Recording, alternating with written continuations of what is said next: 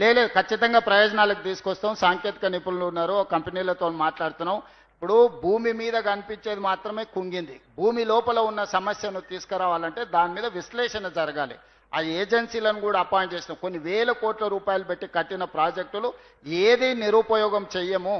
దాన్ని ఉపయోగించే క్రమంలో భవిష్యత్తులో ప్రమాదాలు రాకుండా, భవిష్యత్తులో ఇంకా ఎక్కువ నష్టం జరగకుండానే మా ప్రయత్నము. అది ఎవరి సొంత ఆస్తి కాదు, ప్రజల సొమ్ము. ప్రజల సొమ్ముతో కట్టిన మేడిగడ్డ, అన్నారము, సుందెల్ల ప్రాజెక్టులను గాలికి వదిలేయము. ఖచ్చితంగా వాటిని సమీక్ష చేసి భవిష్యత్తులో మళ్ళీ ప్రమాదం జరగకుండా వాటిని రిపేర్స్ చేసి ఆ రిపేర్స్ ద్వారా ప్రాజెక్టులను ముందుకు తీసుకెళ్తాము. ఎవ్వరు ఎలాంటి ఆరోపణలు చేసినా మాకేమీ బాధ లేదు, ప్రజలు గమనిస్తున్నారు. మా చిత్తశుద్ధిని వాళ్ళు ఎంత అనుమానించినా ప్రజలకు విశ్వాసం ఉన్నది కాబట్టి ప్రజలు టైం అండ్ అగైన్ తీర్పు ఇచ్చిండ్రు. ఖచ్చితంగా ప్రాజెక్టులు అన్నిటిని కూడా ప్రజలకు ఉపయోగించుకొని తీరుతామని మీకు అందరికీ తెలియజేస్తున్నాను. Thank you.